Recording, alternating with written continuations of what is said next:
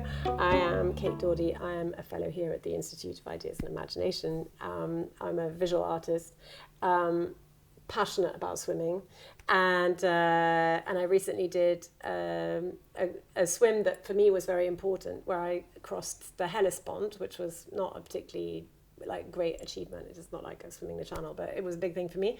As a result of which, I was introduced to my neighbour here, Colombe, who is a writer and who lives very close to the Institute and has written now 2 books about swimming. And so, Colombe, would you... I am a writer. I wrote several books about my family, but I wrote 2 books about swimming. The last one, called Swimming in Paris, is published in the US by Penguin Press. And another one is a guide of all the public swimming pool, municipal swimming pool in Paris. It's called Paris à la nage, or you can travel through Paris by swimming pool, like John Cheever did in Connecticut in his short story called The Swimmer. Mm-hmm. Also, I'm a reader, and of course, I'm a swimmer. And I love this idea to speak about writing, swimming, and reading, because I think it's all together. It's the same. For me, it's the same action. Mm-hmm. And so Deborah Levy described your book, your most recent book, as a brave and important book. Do you think that swimming might have brought you closer to yourself by uniting? I mean, I'm completely projecting with this question, but would you say that perhaps swimming might have brought you closer to yourself by uniting your mind and your body and your spirit, and brought you somehow this kind of courage to express yourself truly as a writer? Would you say your writing is improving thanks to you starting to swim aged 50? Yes, you said everything. It's exactly that. I was raised in the family where it was important to have a brain, to have a good education, read good books, have diplomas, but the body was something on the side. You had to, as a Yiddish word said, to schlep it on. You have to, it's there, you have to, you have to walk. Maybe you need to do a little sports so you feel good. And, but the body wasn't something interesting and smart, and you have to cultivate it.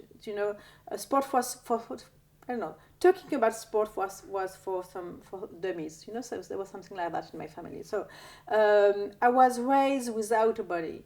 The interesting thing is my parents were both doctors, so they took care of the body when the body was hurt or sick. But the body wasn't a place you would think about when you were in good health. You didn't think about it. It took me years. It's funny because, I always think that when you're writing, you kind of project things about yourself that you don't know. There's a kind of, you kind of, with a voyeur, psychic when you're writing about yourself. You predict things. And I wrote a small book I like very much. Sometimes when you're writing, you always want to write back your book, but this one I think it's perfect. I can be a bit arrogant and tell you I love this book. It's called My Little Calder. Mm-hmm. It's an artist book. It's a book about the owner, the collectioner of 2 small mobile by Calder, Stabile by Calder, and there were someone who thief one of them, and exchange, a Calder, little Stabile made. It exchange the lower part, the body and the brain and the soul of the little Calder, So they were separated. Mind and body were separated, and the owner took them back together. So this is the story of that. And now I realize this was a story of myself, how I was separated from my body. Mm-hmm.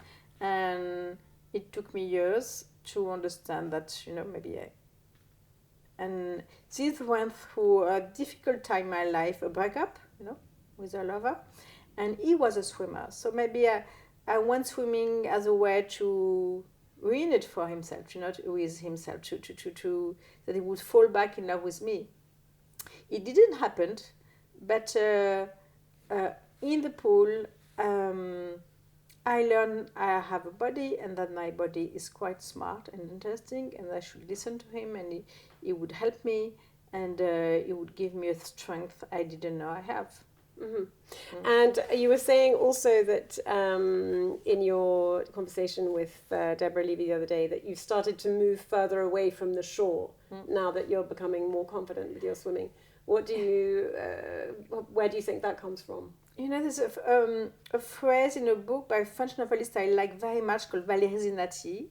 And she wrote that she's in the forest in Ukraine and she's going to take a train to go to the place, the city where Aaron Appelfeld, she's a translator from Hebrew of Aaron Appelfeld in French, was born. And someone tell him, you know, this train is quite dangerous, you have to be careful, there's some rape sometimes. And she's in a train and she thinks, je suis in this uncertainty tranquille, dans cette incertitude tranquille. In this tranquil uncertainty? Yeah, tranquil uncertainty. Yes. Yep. And swimming helped me to do that. You know, you cannot be certain of anything nowadays. You know, there's no certainty. You don't know where you're going to. You see politics and you see environment and social things and culture. Everything is falling apart. You don't know where you can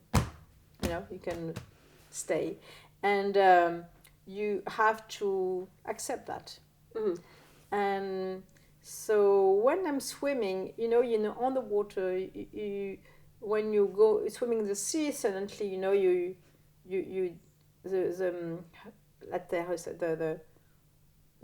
can't hold, you know, it can be a bit dangerous, and you don't know where you're going to, and the same when you're writing, you don't know where you're going. You do any kind of creativity, you don't know where you're going to. Maybe you're going someplace dangerous or bad for you, but you don't know, and you keep going, and you say, well, I accept that, and we see.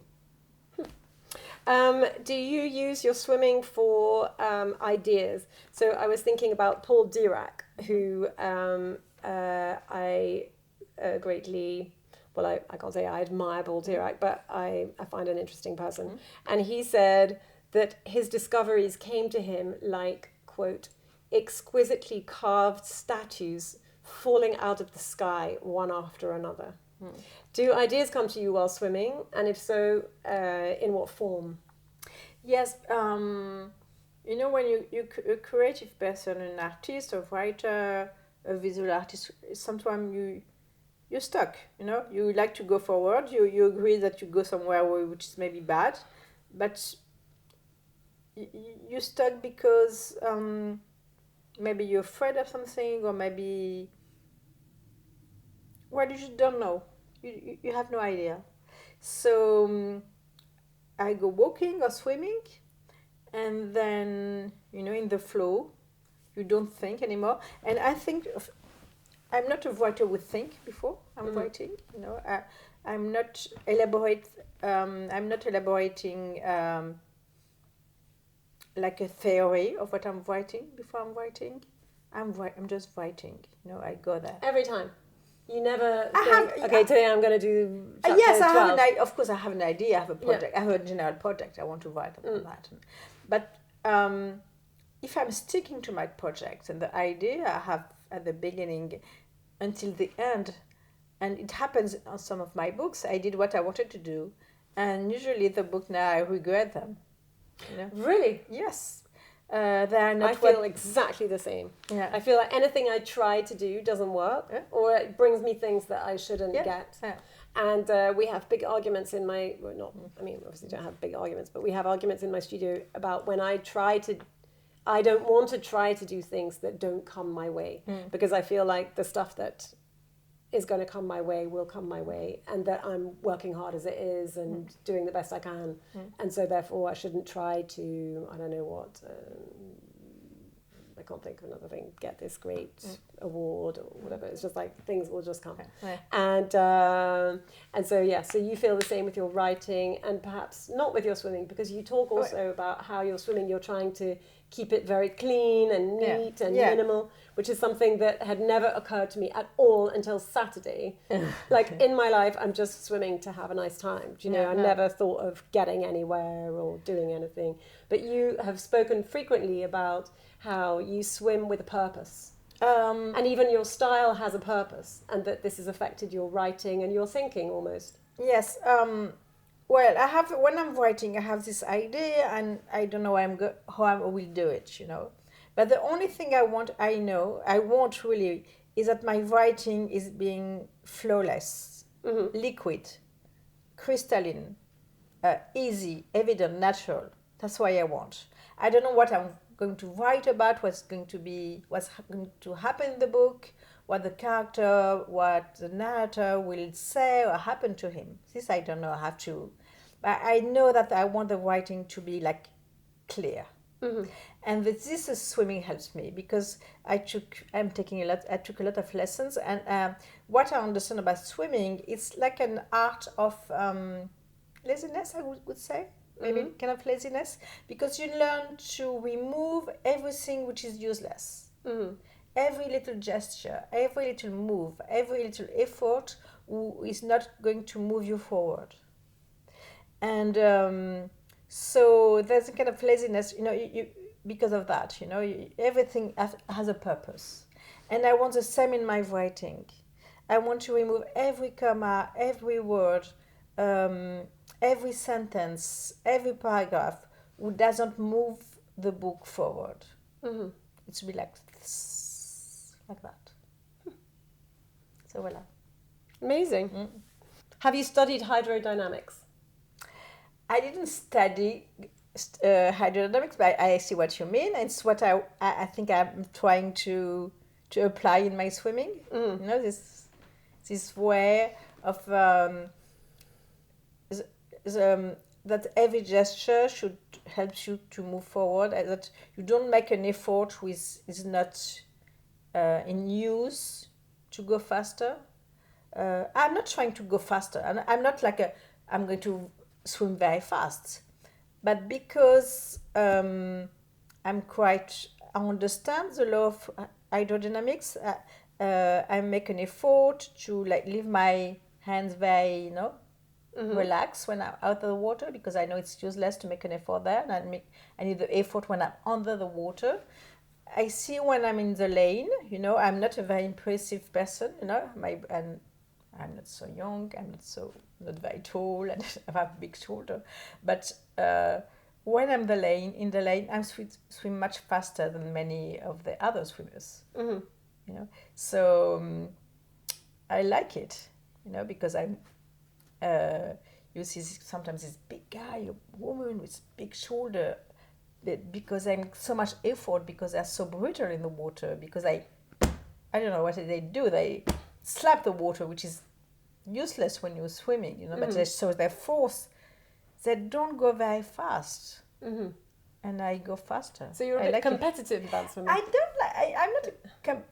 I'm not like a competitive person, but the idea to go faster than someone with big shoulder, I think I like it. And do you swim because you have to, or because you sort of desire to swim? Desire to, because I went swimming for every bad reason, because I was with a swimmer, and I thought maybe it will. But something happened in the swimming pool. I was swimming for maybe 2 or 3 months, so quite regularly, and I'm a very anxious person. Very easily, my stomach ache. I'm like, oh, I did that, and I realized that I wasn't anxious anymore, or not.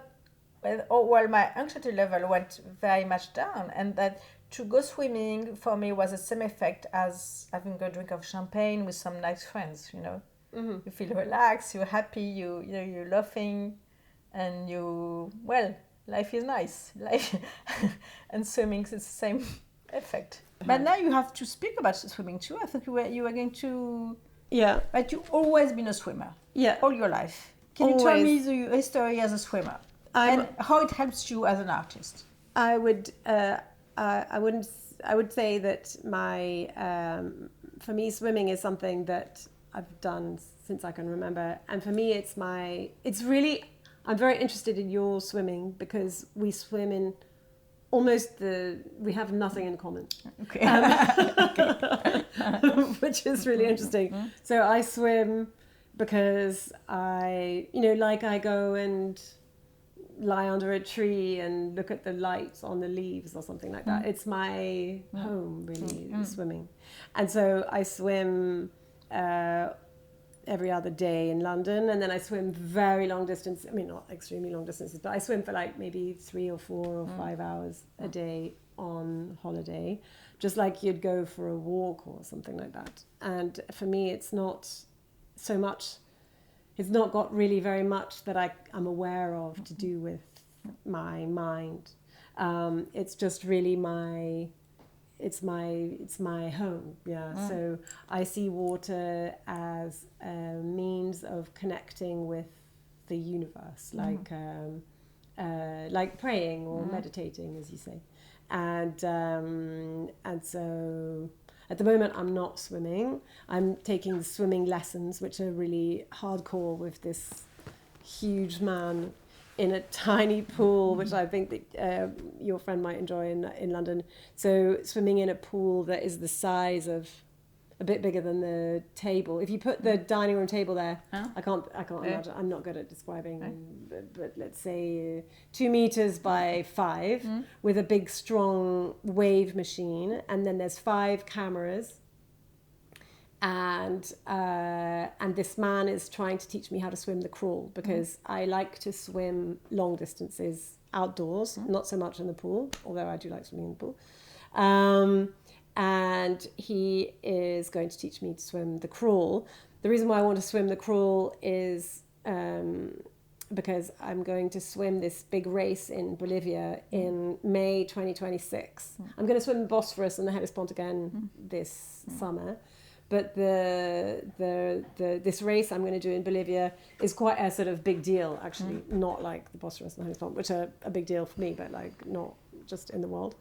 And so this, you swim on Lake Titicaca, which is at 4,200 meters. So you need to train for a week just to get used to the air. And the water is very cold. And the water is really cold. And you have to, and it's not that long. It's 7.5 kilometers, but it's very cold. And you have to swim with, and there's currents, and you have to swim each with your own person in a rowboat. So we swim from the Isla del Sol to the Isla de la Luna over a sunken city. Okay. And I think that's so romantic that I just want to do it. Like, that's the only reason why I want to do it. So I'm going to go and swim this race with my best friend, his wife, who came and swam the Hellespont with me. They both did last summer. But she turned out to be, it was very funny because she said, she was coming to keep me, she's coming to keep me company. She was coming to swim as well, but I thought that we would keep one another company. And then I realized on the bus in from the airport with the other 1,400 swimmers that she had been in the Russian Olympic swimming team. Okay. So there was no chance she was going to swim with me at all, you know. So I came like 971st or something like that, and she came like 30th. Do you think you might meet have you ever met anyone in the sea? I could, maybe, yes. I met a woman in the sea who, when I was swimming this race, it was wild, actually, because I was swimming this race and everybody had said to me that I was going to fail this race. You had to there was a 2-hour cut-off point, and I was one of only 2 people swimming breaststroke because, like we say, I can't swim the crawl yet. And so this big sort of champion swimmer came up to me, had been sort of deputed by the other swimmers, and sort of said, you're not going to finish the race. So enjoy it, because there's no chance of you finishing it just doing breaststroke. Yeah. And so I kind of believed her, right? Because, she's swum the channel 6 times and she's this big swimming expert and everything. So I was like, well, she knows more than I do. I'm just a person who likes swimming in the water or whatever. And so as I got into the water, I said this prayer. And I don't think I trouble God very much with my prayers, because I think, he's probably we've got other stuff to do. But I said this prayer that I would enjoy this race, because I was actually quite frightened, because you can hardly see the other side of you're just swimming into nothing. And they'd said all day, the day before, how dangerous it was, and you could get pulled out into the Marmara Sea and I don't know what. And so I prayed that I would enjoy this swim, and that also maybe I would meet somebody who might swim with me across this race. And after about 500 meters, this person came and started to swim next to me. And I was writing to her this morning, literally telling her that I was going to talk to you about swimming this afternoon and everything. And so she came and sort of bumped into me in this huge empty sea, and started swimming along next to me. And I swam the whole race in the end next to her. And when we got out the other side, she said that she had got into the water and prayed that she would meet somebody who she could do this race with, because her husband had fallen ill and she normally swims with her husband. Okay. And so I had answered her prayer and she'd answered mine. That's so very nice. It's really nice. I like very much the story. And so my friend Alicia, who's a poet, she said that she thinks that I met the goddess Ino, who's the goddess of water and inspiration and imagination. And I was like, well, that sounds quite likely, since I'm now at the Institute of Ideas and Imagination, and that I'm now so inspired by this encounter with the water that I'm writing about swimming and talking with you. And so it's become a big part of my life since September. So thank you for being part of this revelation. I'm very happy. So let's go swimming now. Yeah, no, we should. Voilà. So I'm really happy to meet another person for whom it's a favourite thing to do. Yeah. Thank you so much, Kate. Thank you.